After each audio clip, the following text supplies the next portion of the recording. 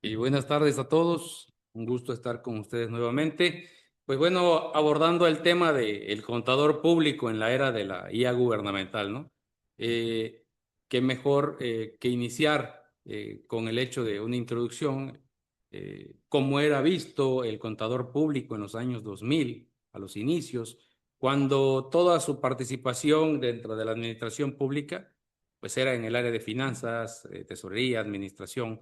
Contraloría y programación, ¿no? Cuando todo era de manera impresa, cuando aún las facturas y la comprobación del gasto, en muchas ocasiones, en la época que yo inicié, exactamente en esos años, el 2001 para ser exacto, eh, aún se aceptaba como parte de la comprobación del gasto público las notas de remisión, ¿no? Cómo la evolución, cómo ha ido trascendiendo, surge el Google, surge el hecho de que en el 2008 la contabilidad gubernamental, a inicios de manera tradicional, pues el contador público lo que hacía eran los registros contables, ¿no? Integraba financieramente los estados financieros, la elaboración presupuestal, cuando existía ese vínculo de la liga del capítulo 8000 y el gasto en el 5000, ¿no? Los controles administrativos, cómo se llevaban, que bueno, eso hasta la fecha es una parte que no ha trascendido mucho.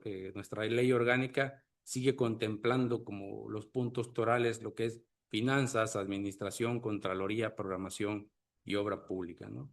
No existía la fiscalización documental, era la glosa, donde pues todo era nada más verificar que llegara la cuenta pública completa, que era la comprobación del gasto, y de ahí empieza a evolucionar la administración pública con cambios estructurales, empieza la fiscalización como tal, se empiezan a revisar estados financieros que inicialmente no se revisaban, surgen a raíz de cuando se empiezan a identificar los primeros problemas en algunos entes públicos, eh, como algunos municipios de la zona Ríos, y empieza lo que es la rendición de cuentas. Y la rendición de cuentas trae consigo el hecho de mayores exigencias, mayor profundidad en la auditoría, en el caso de cómo demostrar el por qué eh, revisabas un rubro, el por qué revisabas un monto, el por qué revisabas un gasto,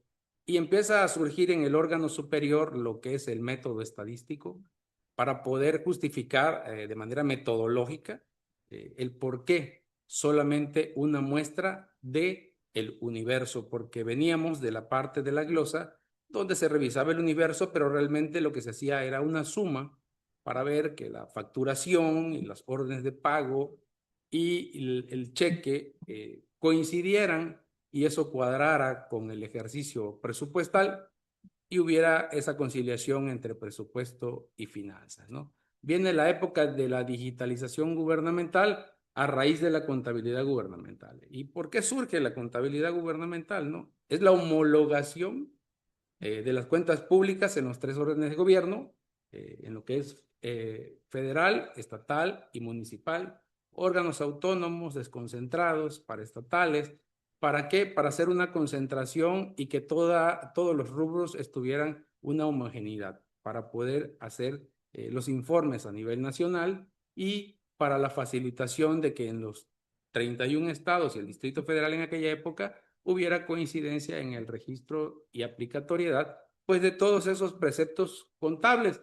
Sin embargo, hasta 2012 es cuando se hace realmente la obligatoriedad y de manera de ultimátum que quien no estuviera armonizado pues no se le recibiría la cuenta pública y se le observaría.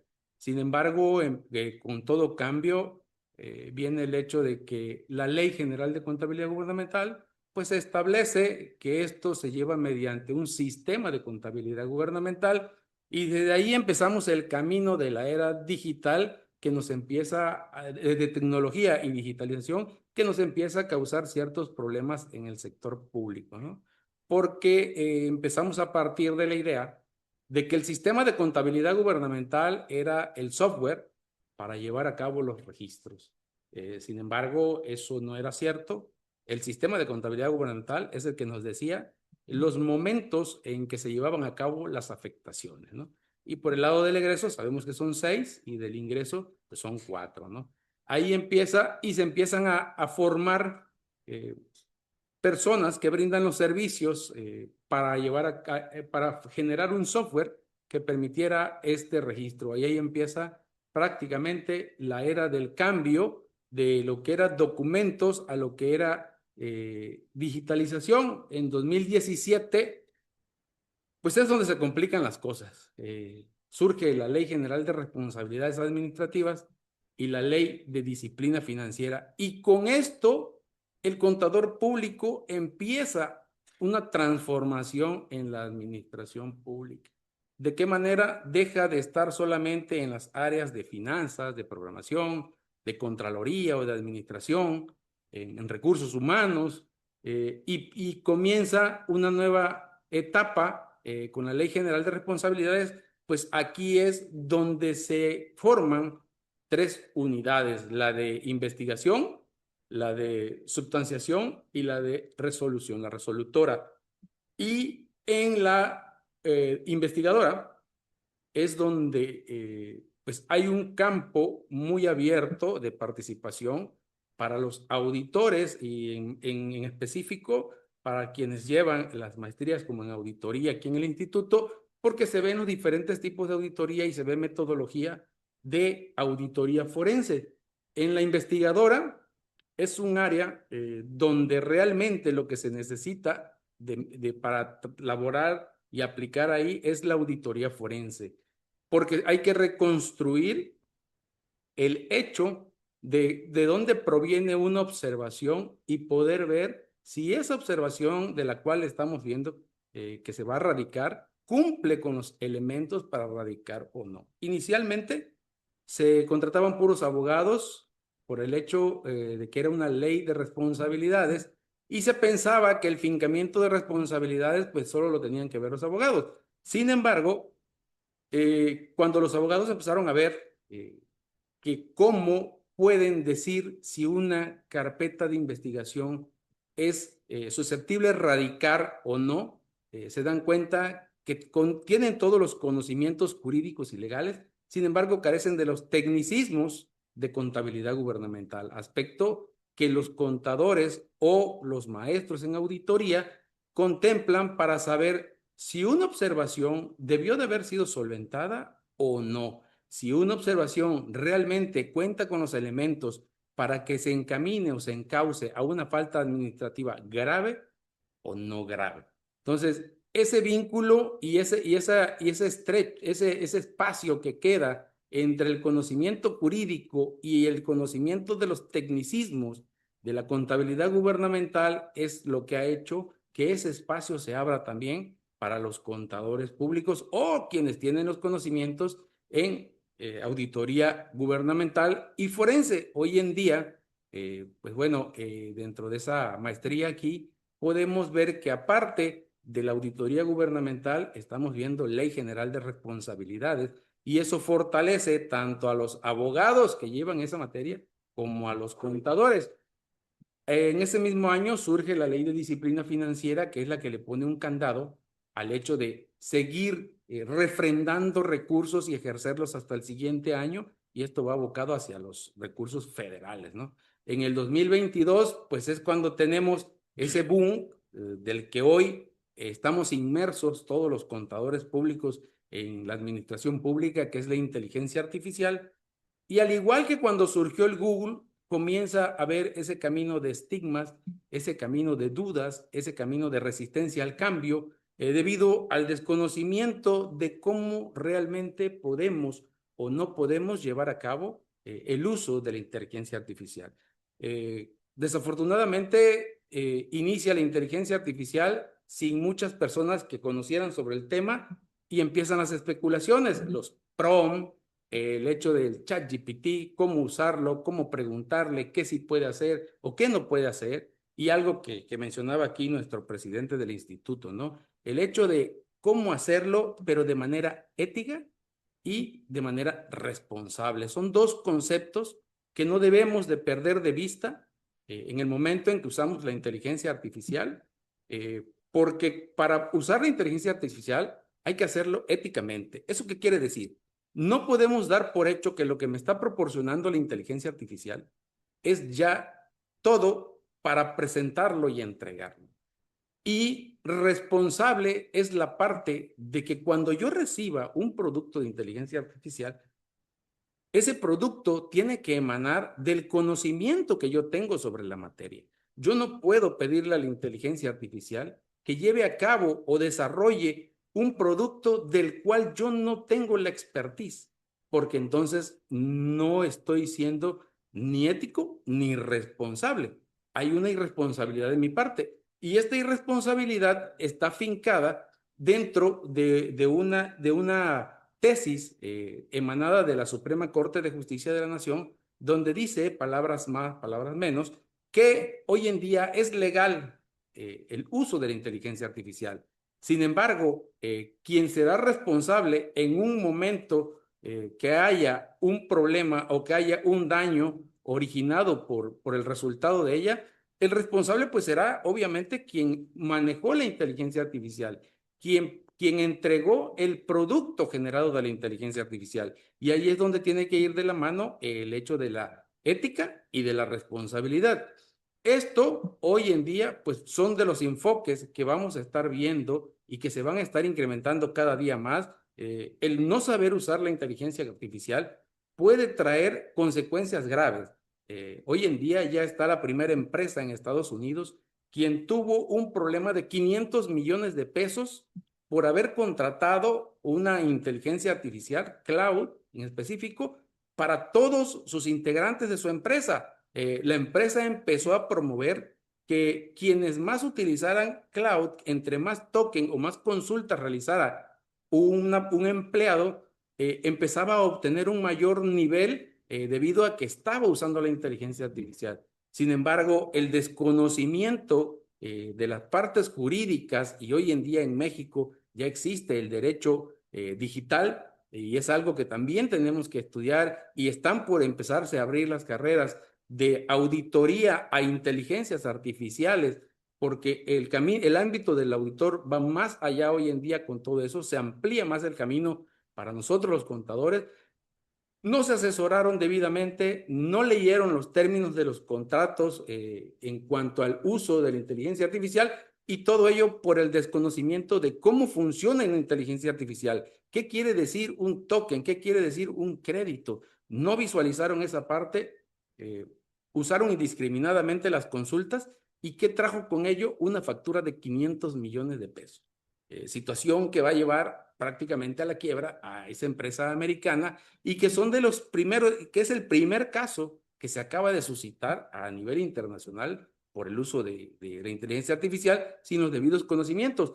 Tanto es así que el gobierno de Estados Unidos también ya determinó un organismo como la FDA para los medicamentos, en este caso para la inteligencia artificial, para que pueda verificar que antes que una inteligencia artificial salga al mercado, realmente cuente con ciertos controles de calidad, entre comillas, que realmente lo que se busca es que no se pueda llevar una inteligencia artificial para hacer cosas más allá, porque realmente la capacidad o la fortaleza o el nivel de potencia que tenga una inteligencia artificial va a ser proporcional al nivel de conocimientos de cada persona. No va a ser el mismo resultado que vamos a obtener con el uso de una inteligencia artificial un estudiante de contaduría que un contador con una maestría en auditoría. ¿Por qué? Porque el conocimiento va más allá, está más amplio, y menos si estamos dentro del ámbito gubernamental y estamos llevando a cabo actividades propias que se encuentran vinculadas para obtener resultados de una inteligencia artificial. Pues bueno, con el conocimiento que tenemos y con el debido uso de la inteligencia artificial, pues los resultados y la potencialización de ellas cada día son más. Tal es el caso de que es cómo se volvió famoso Cloud, con el hecho de que lo usaron para hackear un sistema bastante complicado en Estados Unidos. Sin embargo, no es la inteligencia artificial la que lo hace, es la persona que usa la inteligencia artificial. Cuando nosotros formamos una inteligencia artificial de manera personalizada, estableciendo los checks correspondientes, que son los que determinan el cómo se va a comportar la inteligencia artificial, el cómo voy a decirle quién soy yo para que equipare su comportamiento con mi desarrollo profesional y laboral, para que vaya de acorde, para que el producto que me va a dar de respuesta me lo dé en las condiciones en las que yo los pido. Pero esas condicionantes de que yo los pido es porque yo sé sobre el tema, soy experto en el tema, debo saber el tema. No puedo decirle, realízame una tarea si no sé de qué estoy hablando. Y en ese sentido, por ejemplo, hoy en día, la inteligencia artificial, pues bueno, se puede aplicar en los momentos contables, se puede hacer una auditoría forense que me permita identificar simulaciones, pagos indebidos, sobreprecios, triangulación, desvío de recursos, empresas fachadas.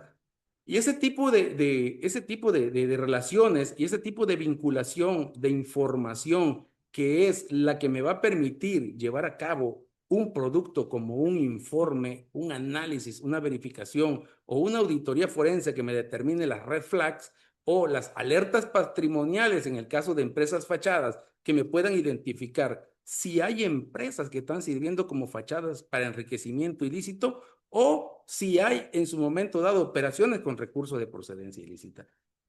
Ese tipo de trabajos solo los puedo hacer utilizando IA siempre y cuando sepa yo de lo que estoy hablando.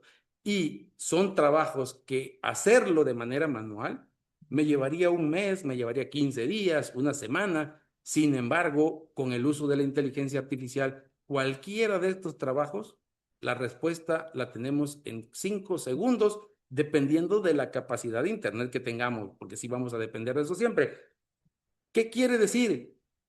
Aquí, esos 5 segundos que me va a dar la respuesta, el trabajo, el producto, y me voy a ahorrar una semana, 15 días, 8 horas, 10 horas, ese tiempo restante no es para decir voy a descansar, es para usar debidamente los conocimientos de la inteligencia artificial y decirle, ok, me determinaste un desvío de recurso, ahora dime cuál fue la metodología que utilizaste para llegar a esa resolución.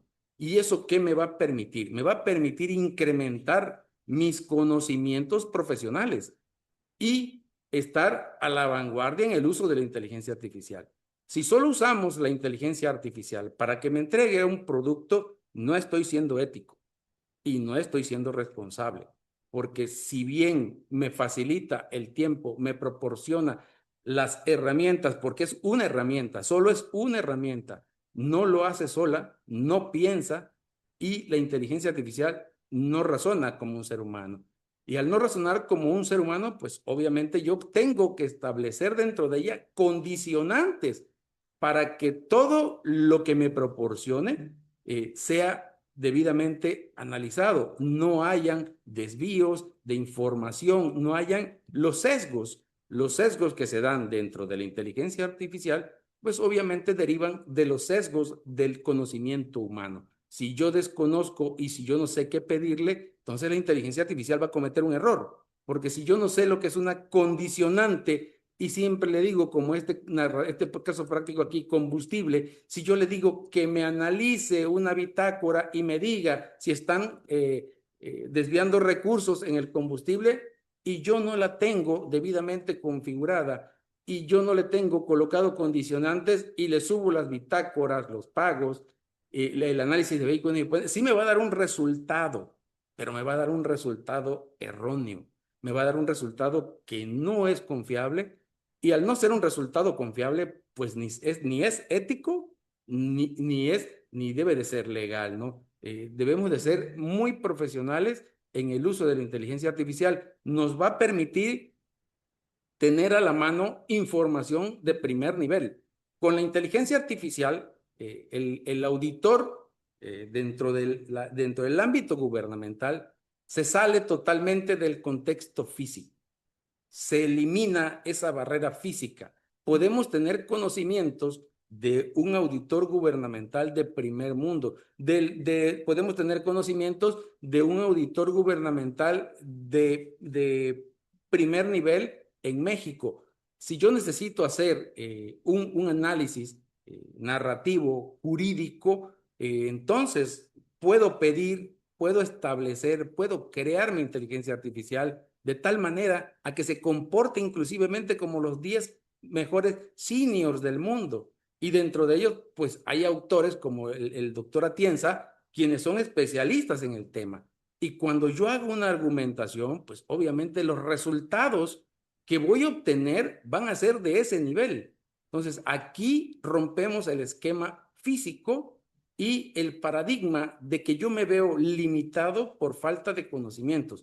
Los conocimientos los podemos obtener. La inteligencia artificial no solo es para que me haga, para que me entregue una tarea, para que me entregue un informe, para que me entregue una cédula. Es para que vaya más allá. Si entre más la capacite, entre más la utilice, entre más le pida que me capacite a mí, que me enseñe a mí, que me muestre a mí, más será el nivel de requerimiento que yo le voy a empezar a hacer, porque voy a empezar a aprender nuevas metodologías, nuevos paradigmas, nuevos enlaces jurídicos y todo eso que me va a permitir, pues, estar a un nivel profesional como servidor público, pero de primer nivel.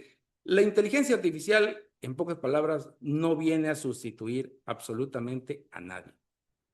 Sin embargo, quienes aprendan a usar la inteligencia artificial de manera ética y profesional y con responsabilidad, créanme, serán quienes realmente van a sustituir a esas personas que estamos en el servicio público, y la brecha cada vez se va a hacer más grande.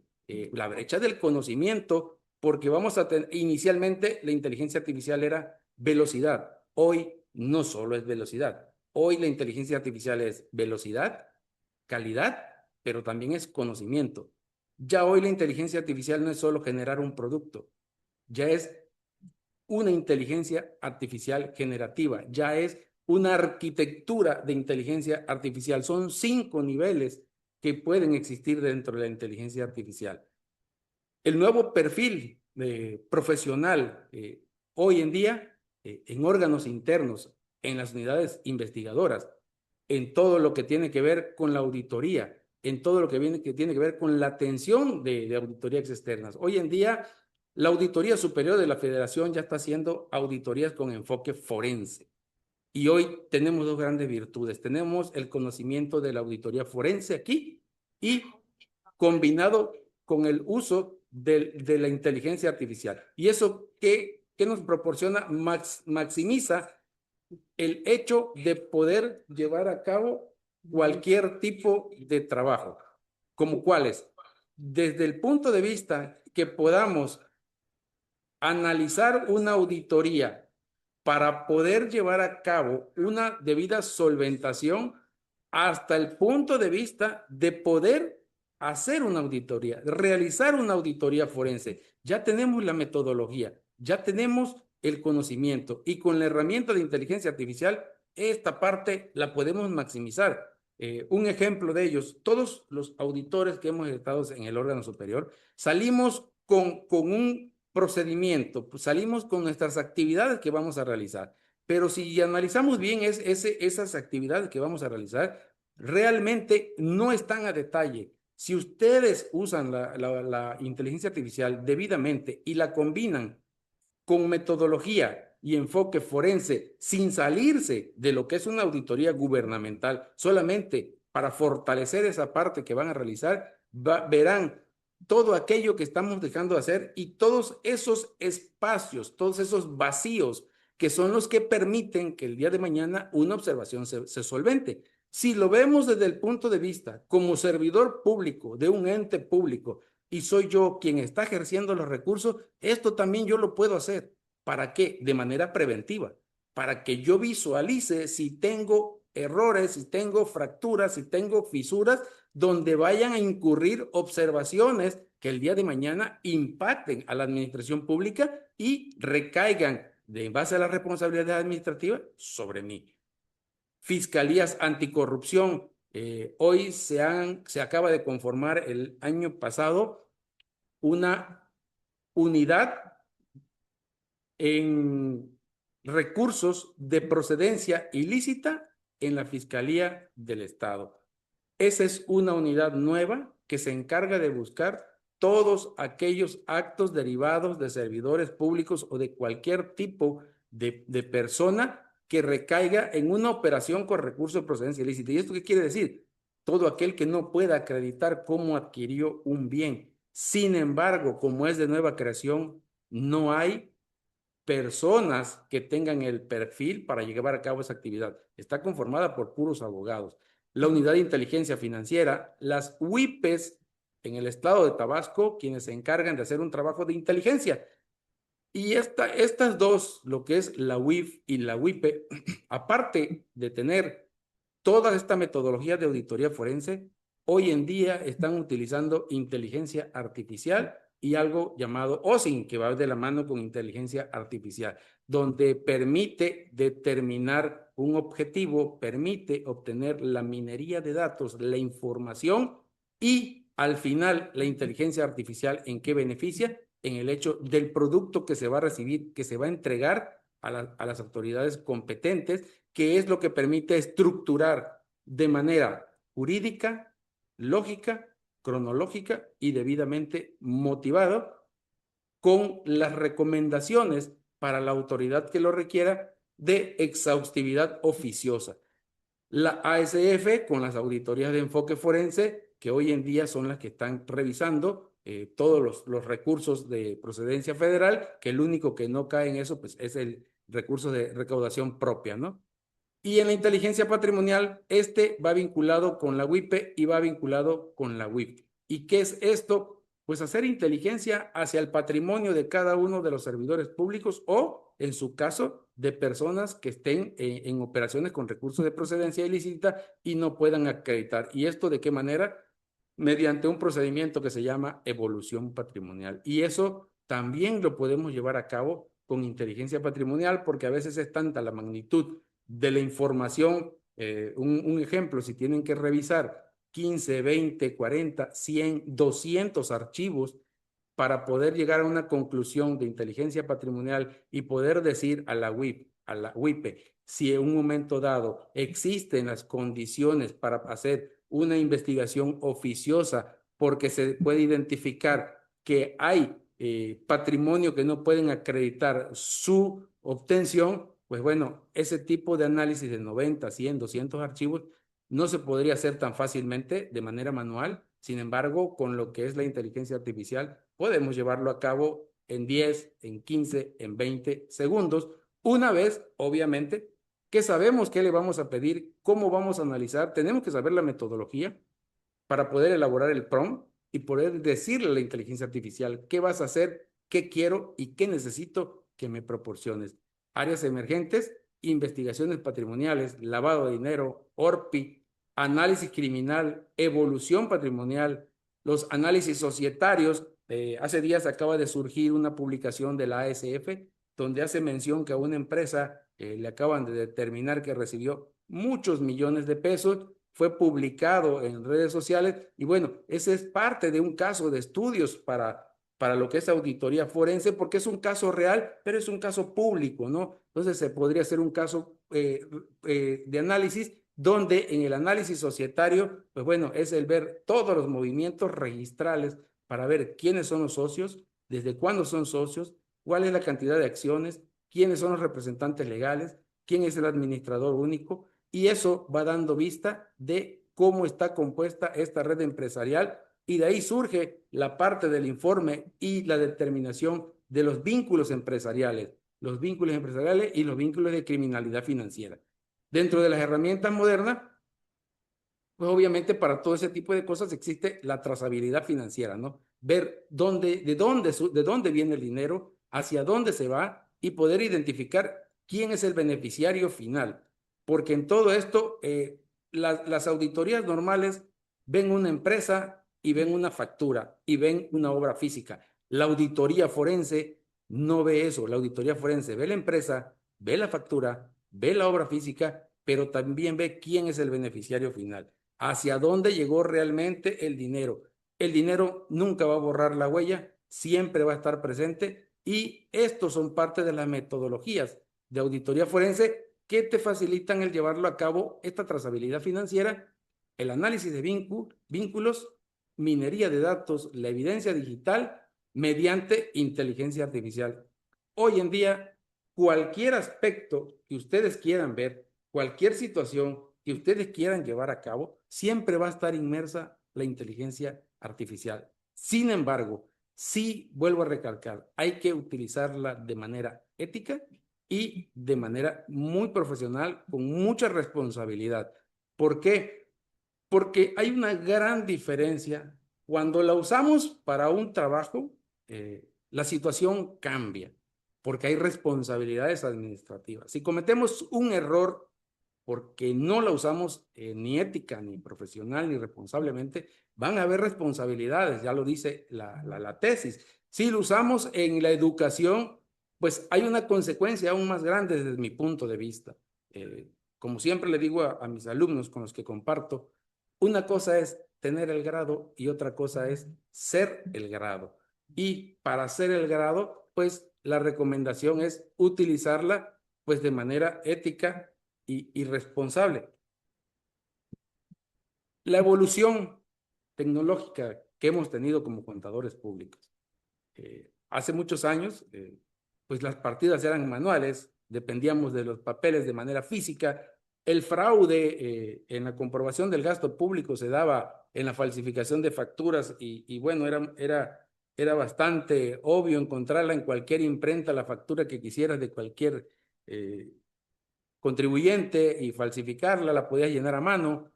El muestreo era limitado por lo mismo, porque era imposible. El otro día hablábamos en una clase lo que era revisar los recibos de ingresos de ayuntamientos que manejan un gran volumen de ingresos diarios, pues era imposible revisarlos, ¿no?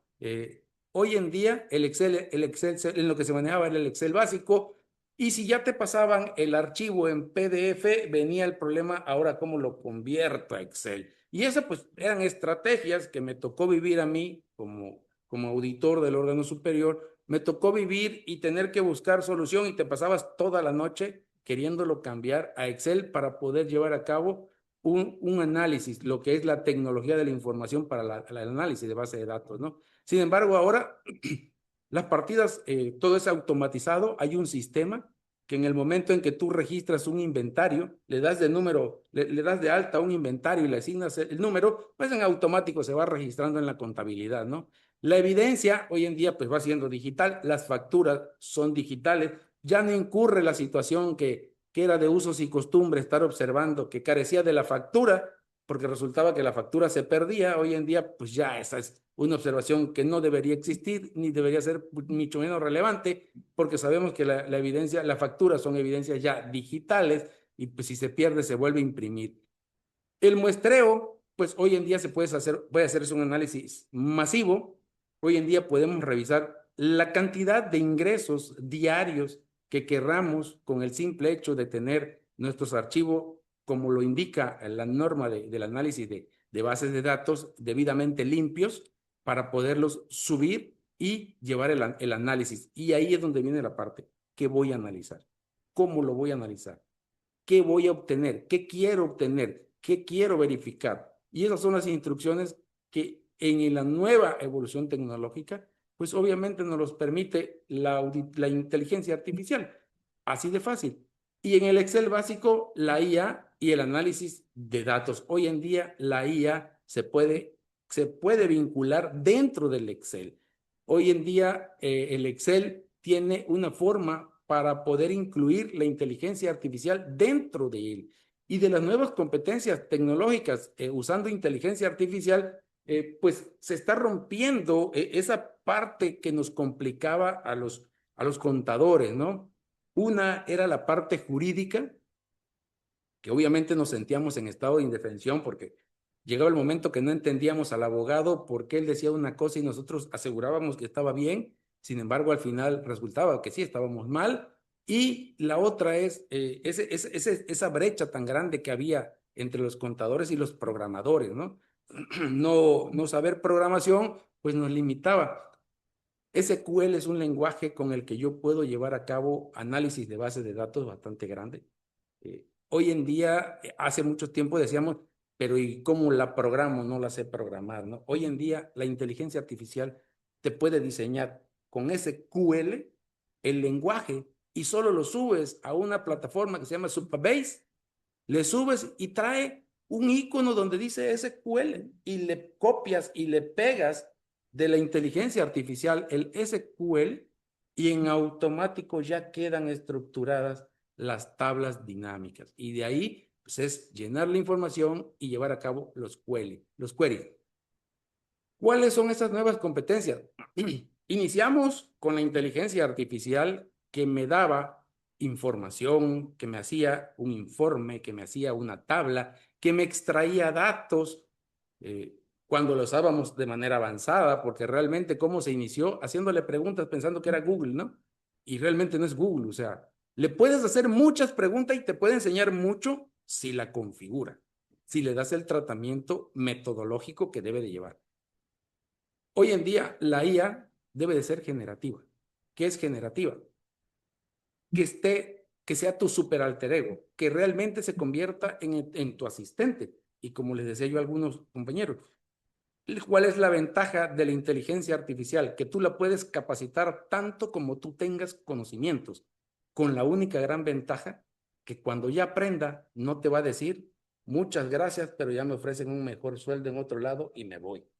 La inteligencia artificial no se va a ir y va a ser va a ser tu asistente las 24 horas del día, los 365 días del año, ¿no? Y ahí entra otra parte, la ciberseguridad, el temor que decimos, pero mi información se va a salir, pero mi información la va a tener todo el mundo. No, ni se va a salir ni la va a tener todo el mundo. Hay que saber usar la inteligencia artificial y configurarla para que no se salga. Y ahí es pues, la inteligencia artificial aplicativa.